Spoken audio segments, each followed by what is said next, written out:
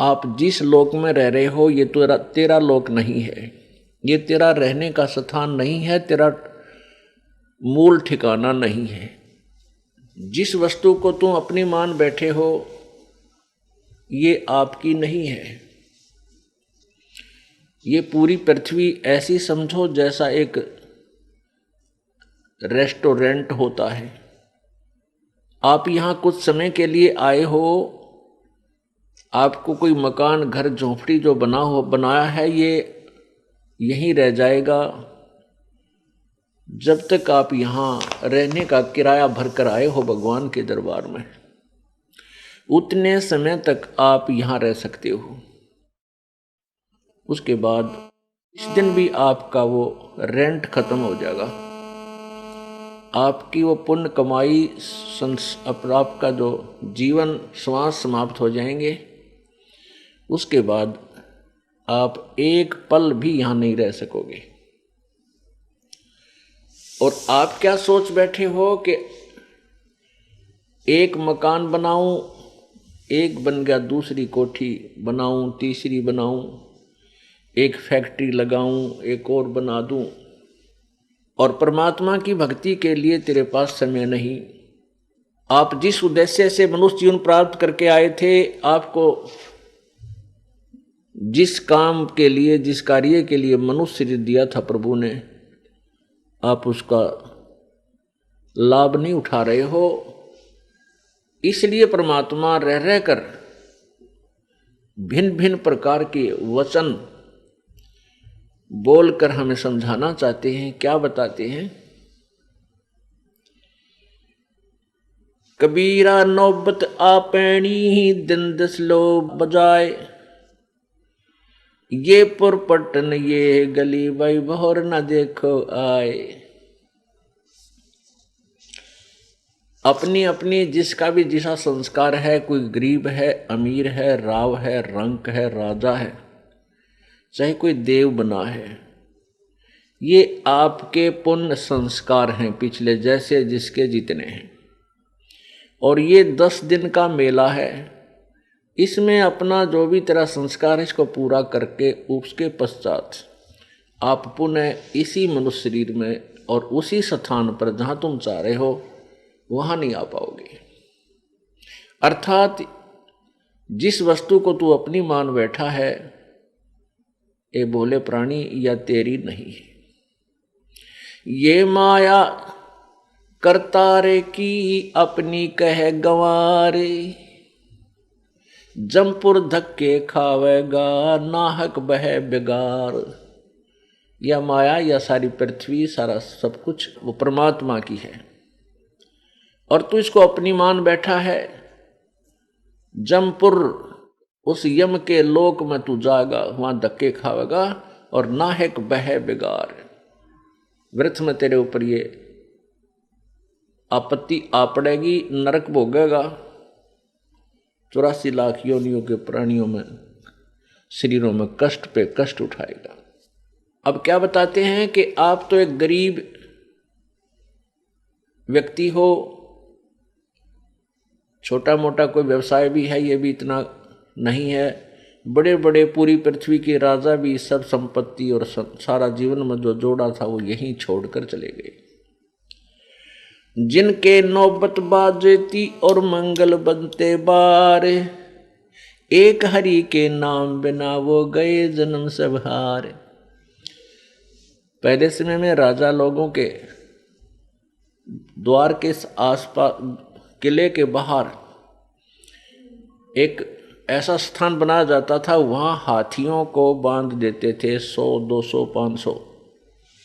बाहर हाथी बंधे होते थे, उनसे राजा की शक्ति का प्रदर्शन होता था कि ये राजा कितना शक्तिशाली है जो 500 हाथियों को रखे हुए है, 500 हाथियों को पाल रहा है।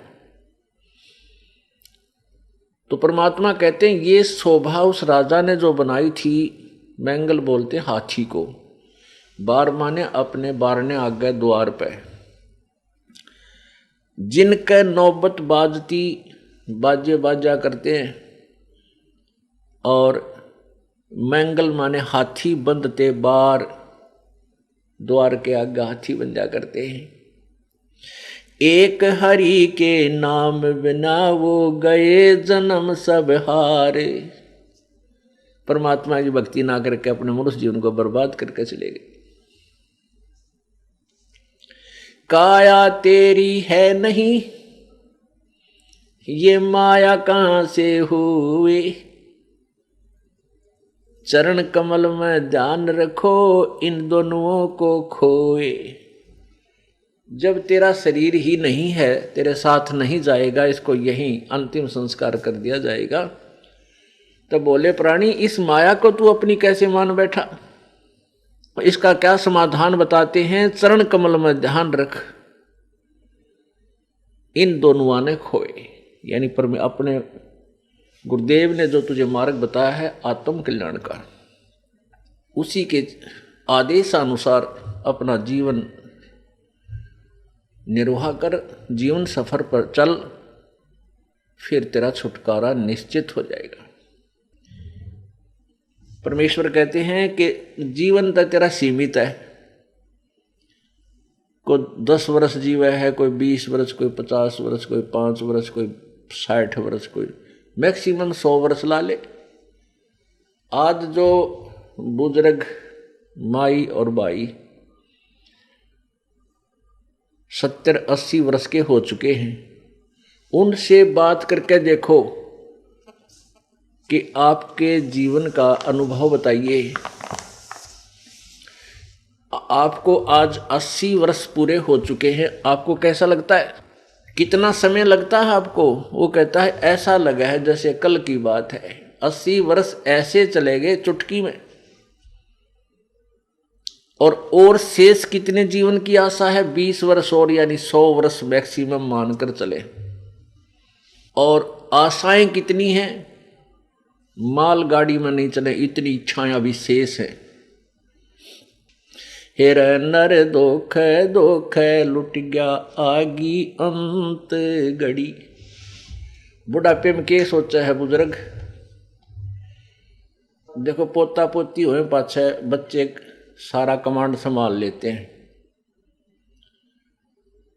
और उसके पास कुछ नहीं रहता, केवल आशाएं इच्छाएं रह जाती हैं। तो क्या सोचता हो बूढ़ा कि भगवान एक हवेली बना दूं, वर्तमान के शब्दों में कोठी, एक कोठी और बना दूं, और उस बुढ़े की कोई सुने नहीं, ना बालक माने ना पोते सुने, पर उसकी अपनी वह सेक चिल्ली वाली कामना खत्म नहीं होती। तो जिसके पास भक्ति नहीं है, भगवान का नाम नहीं है, उसका बुढ़ापा उसके लिए दुश्मन, और जिसके पास भक्ति है उसके लिए उसका बुढ़ापा मित्र बन जाएगा। क्योंकि बच्चों को सलाह बड़े बुजुर्ग तब तक देते हैं जब तक वो खुद सोचन समझन योग्य नहीं होते। और ये भी हमें भगवान के तत्व ज्ञान से ये भी हमें पता चल जाता है कि इस बच्चे के भाग्य में जो है वही मिलेगा। ना तेरे चीचू करण तक वो कंपत्ति होगा और ना ही किसी और तरीके से। हाँ, तरीका एक है कि ये बच्चा तेरे वाला यदि भगवान से जुड़ जावे तो परमात्मा फिर इसकी आपत्तियों को हल्का करने लग जाएगा। ऐसा हो जाता है तो उसका तो बुढ़ापा कति स्वर्ग बन गया। ऐसा नहीं भी होता है, बच्चे नहीं भी मानते हैं, तो इस ज्ञान को आधार बना ले। अपनी भक्ति में बाधा नहीं आने दे। बच्चे युवा हो जाते हैं और बाल बच्चेदार हो जाते हैं तो वो बालक नहीं रहते, वो बहुत सोच समझ के कदम उठाते हैं। लेकिन बुजुर्ग ने सोचा है बूढ़ा कि यू नाश करेगा, बस यू यहाँ काम बिगाड़ेगा, मेरी मानता नहीं। अपने समय में जैसे बचपन था हमारे, जब उस समय कुछ और माहौल था, और तरह की व्यवसाय था। अब इस उम्र में हम 68-60 साल के हो गए, 58 वर्ष के, अब कितना परिवर्तन हो गया। अब हम बच्चों को उस अपने पुराने हिसाब से सेट करा तो कैसे होंगे? हमारी सोच तो 50 वर्ष पुरानी है।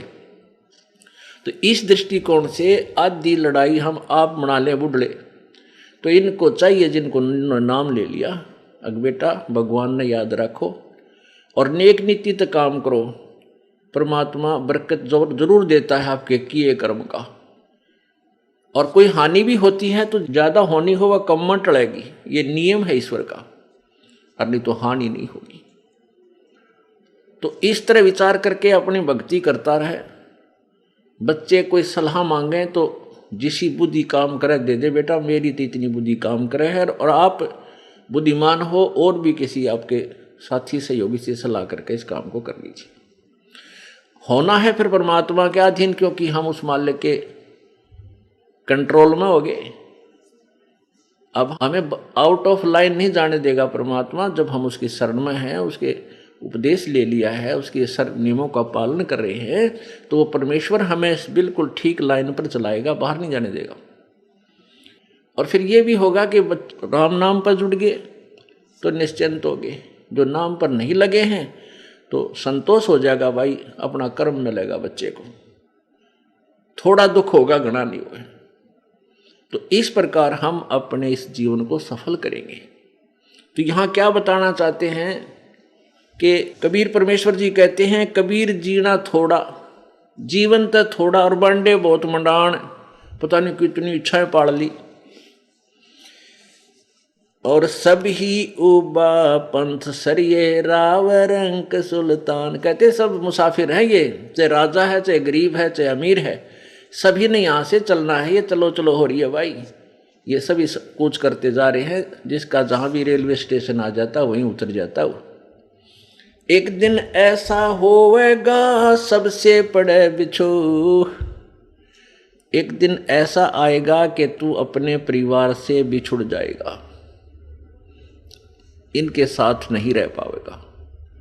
इससे भी अपना हिसाब लगा ले, ये तेरा नहीं है, लेकिन इसका अर्थ ये नहीं है कि इनसे कोई नफरत करे। हम एक ट्रेन में बैठे हैं, एक बोगी में न्यारे न्यारे, प्रत्येक कंपार्टमेंट में, तो वो हमारे साथ बैठे हुए जो यात्री हैं, उन यात्रियों से हमारा कैसा व्यवहार होता है? अच्छा व्यवहार होता है, बात भी करते हैं, चर्चा भी चलते हैं, कोई मदद होती है वो भी हम करते हैं, कोई बुजुर्ग बीमार है उसके लिए गाड़ी रोकी है, कोई जूस ला देते हैं, कोई फल मंगाता फल ला कर देते हैं, प्यार से रखते, और अपना अपना स्टेशन आता है उतर के चले जाते हैं। बस इतना ही उनके साथ हमारा लगाव होता, उसके आगे नहीं होता। ऐसे ही हमें ये समझना चाहिए, जीवन रूपी गाड़ी में हम एक परिवार रूपी कंपार्टमेंट में बैठे हैं, तो हमारा फर्ज बड़ा है जब तक हमारा स्टेशन ना आता ना उतरे, इतना प्रत्येक की मदद करें जो जिसके योग्य है, जिसकी आवश्यकता है, और प्यार से रहे, बिल्कुल कोई झगड़ा नहीं, अपना एडजस्टमेंट करके चले। तो एक जीवन रूपी गाड़ी के इस कंपार्टमेंट में बैठे हैं, तो ये सफ़र अच्छी तरह तय हो जाएगा। और उस कंपार्टमेंट में बैठे आपस में झगड़ा करें, लड़ पड़े, तो 2 घंटे मुश्किल हो जा पार उस सफ़र के, जीवन दूभर हो जा। तो इसको हमने इस तरह सोच के अपने इस जीवन रूपी सफ़र को सुखमय बनाना है। कबीर एक दिन ऐसा होवेगा सबसे पड़े बिछो, राजा राणा राव रंक सावधान क्यों ना हो,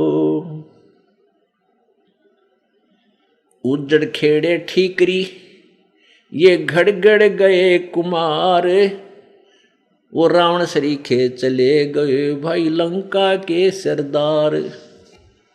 आप देखते हो कहीं कहीं पर गांव के गांव पुराने समय के हिसाब से वो उजड़ हो गए, वो गिर गए, नष्ट हो गए, और वहाँ ऊंचे ऊंचे टीले बन गए हैं, और उनमें टूटे फूटे जो है ना पुराने मिट्टी के बर्तनों के वो ठीकरी पड़ी है, टुकड़े पड़े। तो परमात्मा याद दिलाते हैं, वो भी तुम्हारे तरह इन कोठी बनाए बैठे थे यहाँ पर, और आज उनका क्या हाल हो रहा, वो मकान ना वो सब कुछ नष्ट हो गया। तो ये तो अस्थायी सटे है आपका, यहाँ पर टेम्परेरी सटे है, अस्थायी आपका जो है ना पड़ाव है, और हमने अपने निज घर की तरफ प्रस्थान किया हुआ है। किन्होंने? जिनको मनुष्य जीवन मिल गया और साथ में ये यथार्थ मार्ग मिल गया, रास्ता मिल गया अपने घर का, तो उन्होंने अपना उद्देश्य यही रखना है कि हमने अपने घर जाना है, अस्थाई जहाँ भी हमने रुकना पड़ जाता है रात्रि में किसी शहर में कोई धर्मशाला में, तो वो धर्मशाला ही होती है। तो ये हमारी एक धर्मशाला है, जैसे इस जीवन की धर्मशाला हमें ये क्षेत्र मिल गया, अपना ये घर है। लेकिन उद्देश्य क्या है कि हम घर जा रहे हैं, अपने सतलोक जाएंगे। ये तो धर्मशाला है, यानी एक होटल है, इसमें हम रुके हुए। इस तरह इस जीवन को आगे चलाना है। ये बिल्कुल ये बातें कहने सुनने की नहीं है, ये कर पाड़न की है। इनको अपनी पल्ला गांठ में बना लो, विशेष डायरी में नोट कर ले, और दूसरे तीसरे दिन एक बार न पढ़ ले।